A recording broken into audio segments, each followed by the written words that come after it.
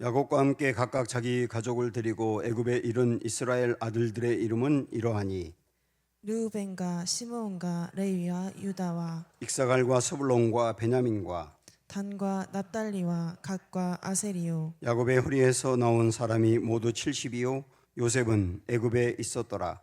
요셉과 그의 모든 형제와 그 시대의 사람은 다 죽었고 이스라엘 자손은 생육하고 불어나 번성하고 매우 강하여 온 땅에 가득하게 되었더라. 요셉을 알지 못하는 새 왕이 일어나 애굽을 다스리더니 그가 그 백성에게 이르되 이 백성 이스라엘 자손이 우리보다 많고 강하도다. 자, 우리가 그들에게 대하여 지혜롭게 하자. 두렵건대 그들이 더 많게 되면 전쟁이 일어날 때에 우리 대적과 합하여 우리와 싸우고 이 땅에서 나갈까 하노라 하고 감독들을 그들 위에 세우고 그들에게 무거운 짐을 지워 괴롭게 하여 그들에게 바로를 위하여 국고성 비동과 람셋을 건축하게 하니라. 그러나 학대를 받을수록 더욱 번성하여 퍼져나가니 애굽 사람이 이스라엘 자손으로 말미암아 근심하여 이스라엘 자손에게 일을 엄하게 시켜 어려운 노동으로 그들의 생활을 괴롭게 하니 곧 흙 이기기와 벽돌 굽기와 농사의 여러 가지 일이라 그 시키는 일이 모두 엄하였더라. 아멘. 네, 이번 주부터 출애굽기 말씀을 연속 설교로 하겠습니다. 주일날에 주님이 하십니다라고 하는 제목을 붙여서 말씀드리겠습니다. 어떤 책이든 그 책을 바로 이해하려면 그 책의 안에 있는 관점을 보셔야 됩니다. 저자는 그 책을 쓰면서 독자들을 어떤 관점을 가지고 인도하거든요. 그러니까 저자가 이 책을 통해서 독자들에게 주려고 하는 목적이 있어요. 그 목적이 관점과 연결된 겁니다. 성경도 마찬가지인데요. 그런 측면으로 창세기를 보시면 창세기는 영어로 제너시스라고 말하는데 시작이라고 하는 헬라어에서 나온 말이거든요. 그래서 창세기는 시작을 보여주는 겁니다. 무엇의 시작이냐? 이 세상의 시작, 인류의 시작, 문화의 시작, 그리고 죄의 시작, 구원의 시작, 언약의 시작, 이 모든 시작을 보여주는데 그게 1장부터 11장까지거든요. 그리고 그 다음에 아브라함이 등장하는데 아브라함은 어떤 관점으로 보아야 되느냐 하면 하나님이 한 사람을 구원해내는 과정을 아브라함을 통해서 보여주는 거거든요. 그리고 그 다음에 이삭과 야곱과 요셉 이야기가 이어서 나오는데 한 사람을 구원한 하나님이 한 가정을 구원해내는 이야기로 확산되는 거예요. 그렇게 확산되다가 이제 그 가족 70명이 애굽으로 이주한 것으로 창세기가 끝납니다. 창세기에서는 한 사람을 구원해내고 한 가족을 구원해낸 다음에 한 민족을 구원해내기 위한 하나님의 계획을 은연히 보여주는 거거든요. 여기가 이제 창세기가 되는 겁니다. 그러다가 이제 출애굽기로 넘어가게 되면 출애굽기는 영어로 엑소더스라고 하는 말인데 탈출이라고 하는 뜻이에요. 창세기는 시작이고 출애굽기는 탈출이거든요. 아브라함부터 시작한 한 가정 70명이 애굽으로 이주한 다음에 상당히 큰 민족으로 400년 동안 성장하게 됩니다. 그리고 그 성장한 민족을 애굽에서 끌어내어 가나안 땅으로 이주시켜가는, 그래서 그 민족을 구원해내는 과정인 거예요. 이게 출애굽기입니다. 그러니까 한 가정, 한 사람으로부터 시작해서 한 가정으로 그 다음에 한 민족으로 이렇게 확산되어가는 과정인 것이죠. 이거를 대략 정리하면 출애굽기부터 출애굽까지 이런 내용이거든요. 일단 갈대아 우르라고 하는 땅에서 아브라함 한 사람을 불러내 건져내셔서 가나안 땅으로 이주시키죠. 그리고 가나안 땅에서 한 가정을 구원해내시는 과정. 그리고 나서 이들을 애굽으로 인도하는데 그 애굽으로 인도하는 것은 한 민족을 배양시켜가는 거거든요. 키워내는 거거든요. 그 다음에 한 민족이 되었을 때 그 애굽에서 다시 가나안 땅으로 역으로 이주시켜가는 것은 민족을 구원하는 과정인 거예요. 이런 관점으로 창세기와 출애굽기를 이어서 볼 수가 있습니다. 자, 그러면 이 말씀을 들으면서 그러면 창세기든 출애굽기든 그 내용이 이 말씀을 읽고 공부하는 우리에게 무슨 의미가 있느냐? 이런 생각이 들 수 있잖아요. 창세기는 한 개인과 한 가정을 구원해내는 이야기고 출애굽기는 한 민족을 구원해내는 이야기라고 한다면 아브라함부터 시작한 하나의 이스라엘의 역사가 아니냐, 그렇게 생각을 한다면, 역사를 어지간히 좋아하는 사람이 아니라고 한다면 이 주일날 이 시간에 나와서 이걸 이렇게 집중적으로 공부할 이유가 있느냐, 이런 생각이 들거든요. 성경은 구약과 신약을 이렇게 나눌 수 있어요. 구약은 그림자고 신약은 본체입니다. 그리고 또 하나, 구약은 모형이라고 할 수 있고 신약은 그 모형의 성취라고 할 수 있어요. 이런 관점으로 구약과 신약을 나눌 수가 있거든요. 구약에서는 어떤 그림자와 모형을 보여주는 겁니다. 그리고 그 그림자와 모형이 성취된 게 신약이거든요. 그래서 구약은 예언이 많은 거예요. 앞으로 이런 일들이 있을 거라고 하는 것을 보여주는 게 예언인데 그 그림자의 모습으로, 모형의 모습으로 보여주는 것이죠. 대표적으로 앞으로 예수 그리스도가 오실 거다. 그 예수 그리스도가 어떤 분이냐, 그리고 어떤 일을 하실 건지, 무엇보다도 부활하고 십자가에 돌아가실 일들에 대해서 구약에서 미리 보여주고 있는 거예요. 근데 그게 그림자 형태이고 모형의 형태이기 때문에 어떤 때 보면 명확하지가 않은 거죠. 그래서 해석이 필요한 거죠. 그래서 그런 모습으로 구약에서 보여주고 신약에 와서 보여줬던 그림자와 모형이 본체가 드러나고 성취가 되는 과정이 쭉 나왔단 말이죠. 그래서 우리는 그런 관점으로 출애굽기도 볼 수 있어야 되는 거거든요.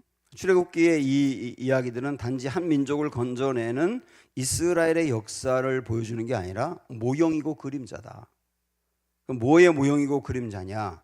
앞으로 탄생하게 될 교회, 그 교회를 구성하게 될 성도들을 하나님이 한 사람 한 사람 불러내며 교회를 불러내며 그 교회를 통하여 하나님이 구원의 일을 어떻게 이루어 가시는지, 구원받은 사람을 통해서 어떤 일을 성취해 나가는지를 보여주는 모형이요 그림자다. 이렇게 이해하시면 되는 겁니다. 그래서 우리는 출애굽기를 보면서 교회 이야기고 우리 이야기라고 이해하며 보면 되는 거거든요. 자, 오늘 첫 시간이기 때문에 또 하나 서론격으로 우리가 출애굽기를 출발하기 전에 알고 갈 것이 또 하나가 있는데, 창세기와 출애굽기의 그 무대를 보면 창세기는 가나안이고 출애굽기는 애굽이거든요. 원래 가나안 땅에 살고 있는 아브라함과 그의 후손들, 그의 후손들 70명을 하나님이 애굽으로 이주를 시킨 거예요. 그런데 원래 이스라엘 백성들이 이제 살아야 될 땅은 가나안이기 때문에 애굽에서 또다시 가나안으로 오거든요. 그러니까 가나안에서 애굽으로 갔다 다시 가나안으로 오는 이런 과정들이 쭉 나와 있지 않습니까? 그럼 여기서 우리가 하나 던질 질문이 뭐냐면, 하나님은 어차피 이스라엘 백성들을 가나안 땅에 살게 할 건데 왜 가나안에서 애굽으로 이주시켰느냐는 거죠. 그런 질문이 생기는 겁니다. 이것을 우리가 알기 위해서 우리 이 말씀을 먼저 보죠. 창세기에 있는 유명한 말씀입니다. 여호와께서 아브라함에게 이르시되 너는 너의 고향과 친척과 아버지 집을 떠나 내가 네게 보여줄 땅으로 가라. 내가 너로 큰 민족을 이루고 네게 복을 주어 내 이름을 창대하게 하리니 너는 복이 될지라. 너를 축복하는 자에게는 내가 복을 내리고 너를 저주하는 자에게는 내가 저주하리니 땅의 모든 족속이 너로 말미암아 복을 얻을 것이라 하신지라. 하나님이 아브라함에게 하신 약속인데요, 아브라함을 처음 불러낼 때 그에게 내가 너 한 명 건져낼 거야 이렇게만 말씀한 게 아니라 너로부터 시작해서 큰 민족을 이루게 할 거야. 그리고 그 큰 민족은, 이룰 큰 민족은 많은 민족들을 복받게 할 민족이 될 거야. 이스라엘을 통하여서 모든 나라가 하나님을 믿는 복받는 나라가 되게 한다는 게 하나님의 계획이었거든요. 그래서 출애굽기 19장에서도 이스라엘 백성들에게 시내산에서 그들에게 정체성을 명확하게 심어주는데 그 정체성의 핵심이 너희는 제사장 나라야 그랬던 거죠. 제사장 나라야. 제사장 나라는 뭐냐면 너희 이스라엘이 많은 다른 이방의 나라들을 하나님께로 인도하여 그들도 하나님을 믿고 복받게 하기 위해서 너희를 세운 거야. 이게 너희의 정체성이야 하는 것을 하나님이 명확하게 심어준 겁니다. 그러기 위해서는 큰 민족을 이루어야 되는 거예요. 자, 그런데 한 사람 아브라함부터 시작해서 큰 민족을 이루려면 인구가 어마어마하게 늘어나야 되는 거잖아요. 그래야 민족을 이룰 수 있는 거 아닙니까? 사실 저 유석열이라고 하는 저라고 하는 한 사람으로부터 한 민족이 생기려면 수천 년이 걸리거든요. 근데 이스라엘 백성들이 400년 만에 큰 민족을 이루었어요. 그래서 이걸 어떤 분이 연구했더니 아브라함 한 사람부터 시작해가지고 그 다음에 70명이 애굽으로 이주하여 그때부터 400년 동안 장정만 60만 명이 될 정도가 되려면 어마어마하게 많은 사람을 낳았어야 된다는 거, 아이를. 이스라엘 백성들이 그렇게 아이를 낳아야지 민족이 되는 거거든요. 그런데 아이를 많이 낳으려면 요즘이야 뭐 추울 때 보일러도 틀고 히터도 틀고 그다음에 더우면 에어컨을 틀고 그래서 항상 적정한 온도를 유지하고 살기 때문에 건강할 수 있는데 고대 사회에는 그렇지 않았지 않습니까?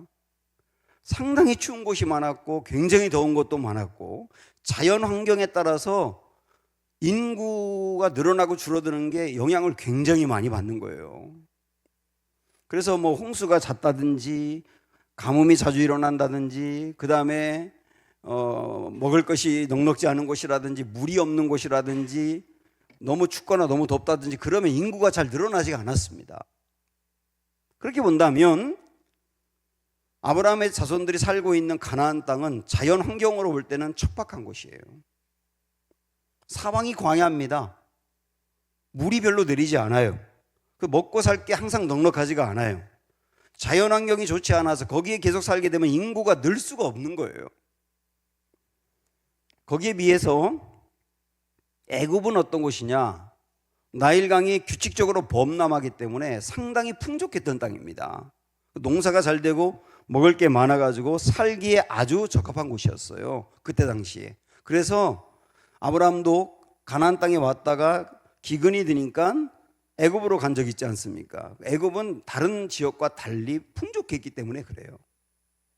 그래서 하나님은 이스라엘 백성들을 큰 민족으로 키워내기 위해서 어마어마하게 많은 인구가 생겨야 되기 때문에 그럴 수 있는 최적의 환경인 애굽으로 인도하신 것이죠.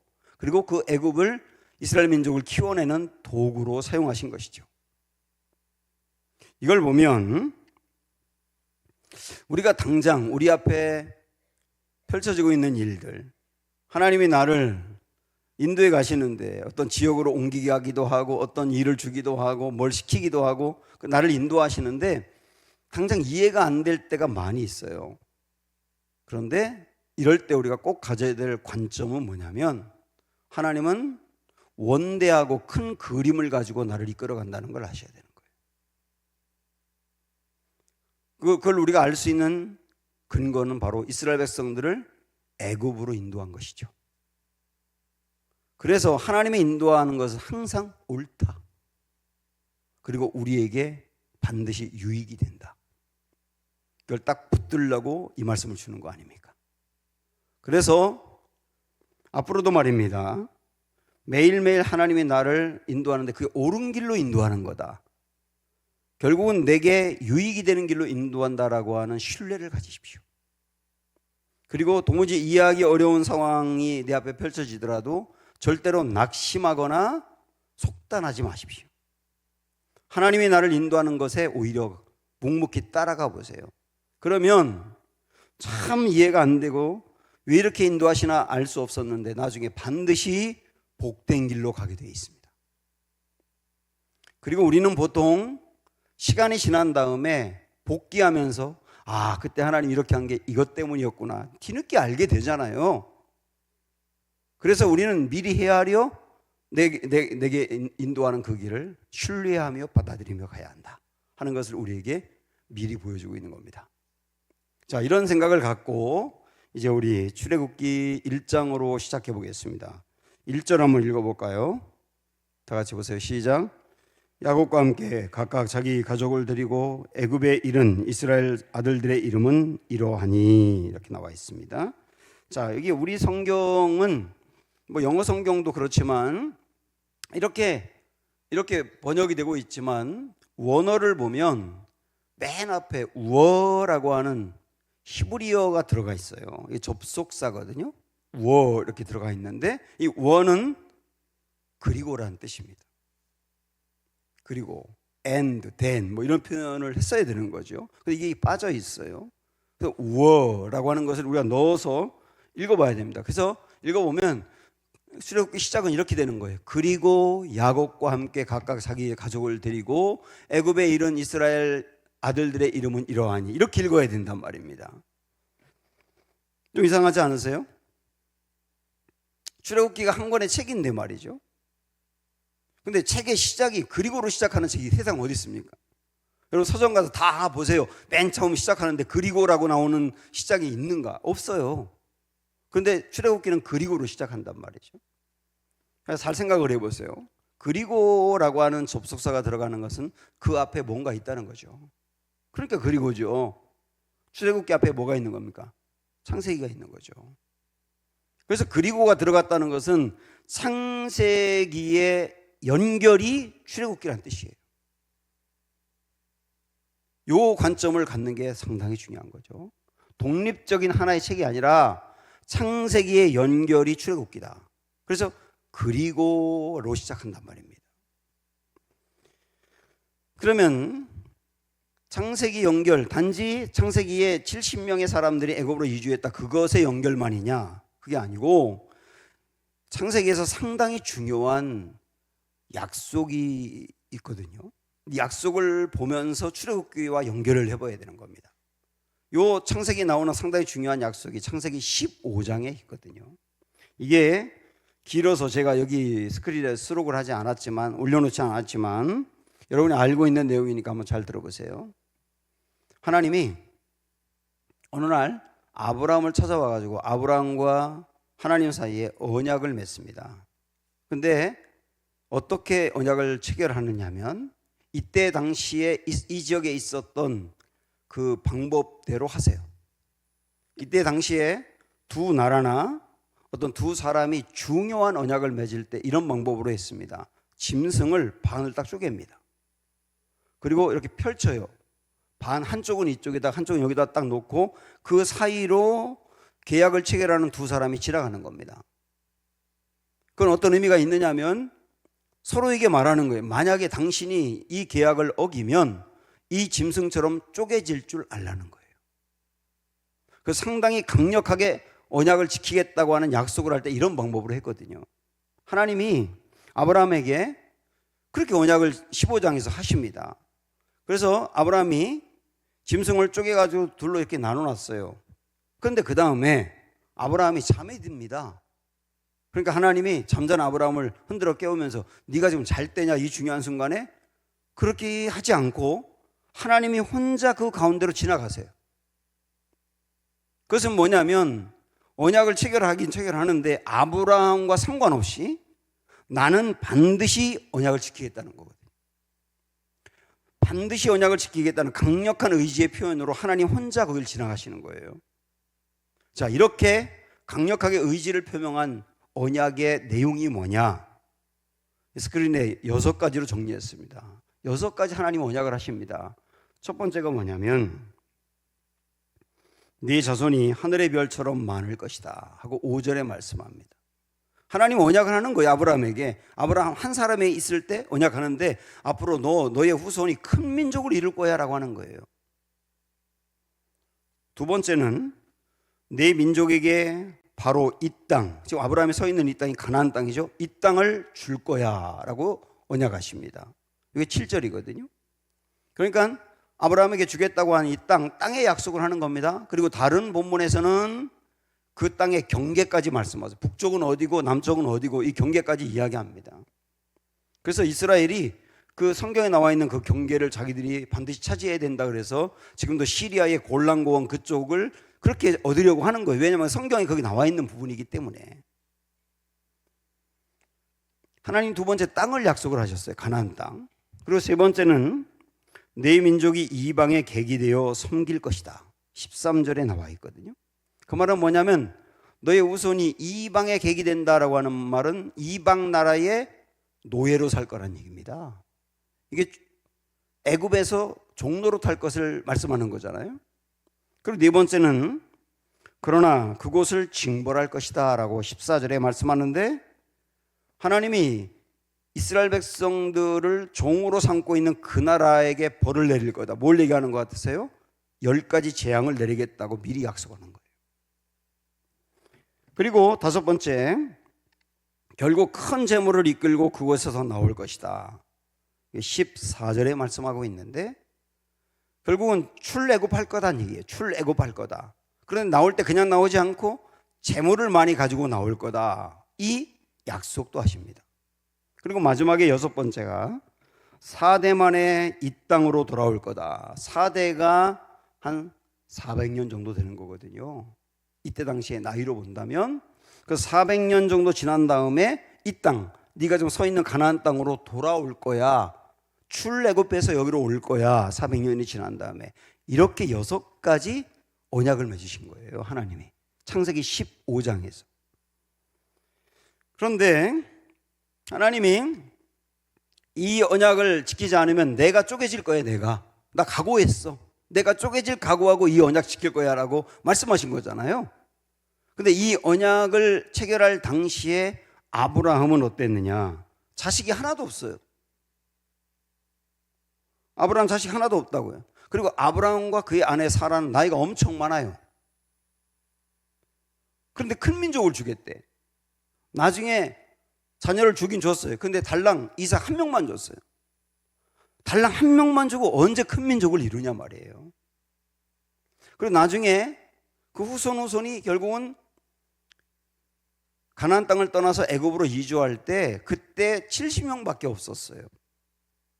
그러니까 이 말은 뭐냐면, 하나님이 큰 민족을 주겠다고 하는 약속을 포함하여 창세기 15장에서 하셨던 6가지의 약속을 이루기에는 현실이 너무 안 맞는다는 얘기예요. 이게 완전히 불가능한 얘기를 하나님이 하고 있는 것 같습니다. 하나님이 뻥치는 것 같거든요. 그렇게 창세기가 끝났습니다. 그러니까 쉽게 말씀드리면 창세기 15장을 주목해서 아는 사람은 창세기가 끝났을 때 하나님 뻥 엄청 치셨네, 이러고 끝난단 말이에요. 그리고 창세기와 출애굽기 사이에 400년이 지난 거예요. 그리고 출애굽기를 딱 열었을 때 그리고 이렇게 시작하는 거예요. 이해가 되시죠? 창세기에서 하나님이 약속했던 그 약속 이루신다는 얘기죠. 그래서 그리고가 창세기의 약속과 출애굽기를 이렇게 연결하는 거예요. 그래서 그리고의 하나님이라고 하는 것은 오늘 말씀 제목이기도 한데, 약속을 반드시 성취하시는 하나님, 그걸 보여주고 있는 겁니다. 약속을 반드시 성취하시는 하나님. 이게 출애굽기를 시작하면서 여러분이 딱 붙들고 가셔야 될 굉장히 중요한 사항이에요. 그러면 하나님은 정말 약속을 성취하셨나? 오늘 말씀 7절에 나와 있습니다. 보세요. 이스라엘 자손은 생육하고 불어나 번성하고 매우 강하여 온 땅에 가득하게 되었더라. 큰 민족을 이뤘다는 거예요. 400년이 지난 다음에 정말로 주님 말씀하신 대로. 그리고 이것만이 아니라 앞에서 말씀했던 6가지 언약을, 약속을 이루셨나? 다시 우리 앞에 6가지로 옮겨가 보시겠어요? 방송실. 여기 하나하나 여러분 보시면, 첫 번째, 내 자손이 하늘의 별처럼 많을 것이다 그랬지 않습니까? 그거는 조금 아까 본 것처럼 이스라엘 백성들이 정말 큰 민족으로 불어났거든요. 두 번째는 맨 마지막에 보고요. 세 번째 보시면 내 민족이 이방의 객이 되어 섬길 것이다. 애굽에서 종살이를 지금 하고 있어요. 출애굽기 시작하면. 그리고 그 다음에 그러나 그곳을 징벌할 것이다. 조금 후에 이제 하나님이 이 애굽 땅에 10가지 재앙을 내리실 겁니다. 다섯 번째, 결국 큰 재물을 이끌고 그곳에서 나올 것이다. 출애굽할 건데 실질적으로 이스라엘 백성들이 굉장히 많은 재물을 가지고 나오거든요. 여섯 번째, 4대 만에 이 땅으로 돌아올 것이다. 진짜 400년이 지난 다음에 진짜로 가나안 땅으로 돌아와요. 그리고 2번으로 마지막 보시면, 2번 보시면 내 민족에게 바로 이 땅을 주겠다 하신 하나님의 약속이 이루어집니다. 물론 출애굽기에서는 그 가나안 땅을 차지하진 않습니다. 그러나 여호수아서에 가면 그 땅을 차지하거든요. 자, 결국 이것을 보면 하나님은 약속한 건 반드시 이루신다 하는 것을 보여주는 거예요. 약속한 건 반드시 이루신다. 다만 그 약속에 대하여 우리도 말이죠. 우리에게 하신 약속에 대해서 우리의 시간표와 하나님의 때가 다를 뿐이지 반드시 하나님은 하나님의 때에 이루신다 하는 것을 분명히 보여줍니다. 아브라함은 하나님이 거짓말하는 것 같았고 약속만 듣고 마음만 크게 키워준 다음에 끝난 줄 알았어요. 그런데 출애굽기를 딱 열어보니 그리고 하나님이 되는 거예요. 그리고 하나님이 창세기에서 약속하신 모든 약속을 지켜가시는 하나님, 이렇게 연결되는 겁니다. 그리고 하나님은 지금도 우리 하나님이시거든요. 민수기에 있는 이 말씀을 한번 보실까요? 하나님은 사람이 아니시니 거짓말을 하지 않으시고 인생이 아니시니 후회가 없으시도다. 어찌 그 말씀하신 바를 행하지 않으시며 하신 말씀을 실행하지 않으시랴. 하나님은 약속을 반드시 지키신다는 말씀인데요, 사람은 때로는 약속을 지키지 못할 때가 있습니다. 저도 약속을 해놓고 시간이 지나면서 상황이 바뀌면서 제 감정이 또 식어가면서 제가 그렇게 의도하지는 않았는데 약속을 못 지킬 때가 오더라고요. 근데 우리 하나님 뭐라고 말씀하는 겁니까? 우리 하나님은 사람이 아니기 때문에 거짓말하지 않는다는 거예요. 사람은 때로 후회할 때가 있어요. 그 말을 뱉어놓고 못하니까 후회하기도 하고, 그걸 할 수 있을 것 같았는데 나중에 시간이 지나면서 안 되니까 후회하기도 하고, 그렇지 않습니까? 그러나 하나님은 인생이 아니기 때문에 후회하지 않는다. 하나님은 즉각적으로 말씀하지 않고 먼 미래에 대한 계획을 전부 다 가지고 있으면서 이야기하신다는 얘기죠. 후회하지 않으신다.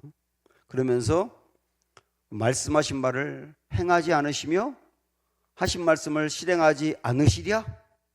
하나님인데 어떻게 그 말씀하시는 것을 실행하지 않고 수포로 돌아가게 할 수가 있겠느냐? 이렇게 우리에게 질문하는 말씀입니다. 한마디로 말씀드리면 우리 하나님은 그리고의 하나님이라는 얘기예요. 그래서 사랑하는 여러분, 성경에서 하신 약속 반드시 주님은 이루세요. 예수님을 믿으면 구원받는다, 약속이거든요. 예수님을 믿으면 구원받는데 영원히 구원이 취소되지 아니하며, 그리고 이 구원을 우리 주님이 이루셔서 하나님 나라에 가게 하고 영생하게 한다.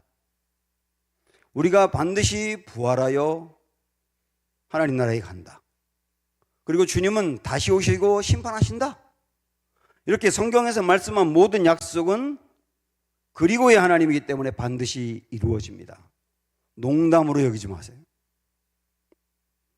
우리 개인에게 말씀하신 약속, 질병에 대해서 말씀하신 거, 내가 안고 있는 문제에 대해서 말씀하신 거, 그 다음에 하나님의 큰 역사를 위해서 나를 쓰시겠다는 계획, 우리 마음에 약속으로 주신 것이 있다고 한다면 우리 주님은 그리고의 하나님이라 그 약속을 반드시 이루십니다. 이걸 든든히 붙들고 나가는 게 그리고의 하나님을 믿고 나가는 것이에요.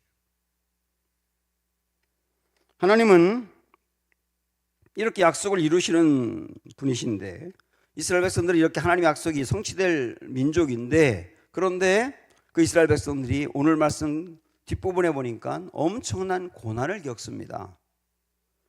길지만 한번 여러분 스크린 보시든지, 좀 시간 작으니까 성경 보시든지 한번 8절부터 저하고 다시 한번 교독으로 보겠습니다. 8절 제가 읽을게요.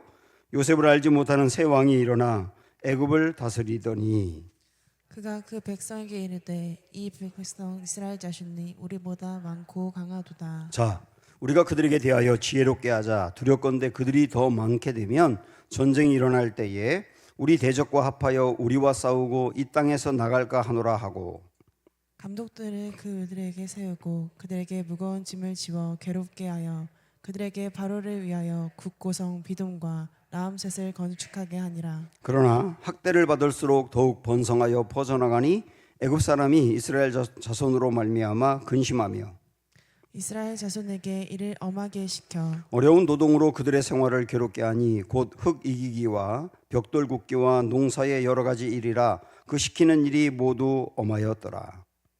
아멘. 14절까지 말씀인데, 자, 이스라엘 백성들은 원래 애굽으로 이주한 다음에 잘 먹고 잘 살았습니다. 왜냐하면 애굽이 살기 좋은 환경이었고 또 목축업을 하고 있는 이스라엘 백성들에게는 아주 적합한 곳이었거든요. 또한 풀도 많았고요. 그래서 잘 먹고 잘 살았는데 시간이 많이 흘렀어요. 그리고 왕조가 바뀌었어요. 원래 이스라엘 백성들이 거기 이주했을 때, 그리고 요셉이 총리로 있을 때 이 애굽을 다스리는 왕조는 힉소스라고 하는 왕조였거든요. 힉소스, 이들이 셈족이었습니다. 셈족이 이집트를 다스렸어요.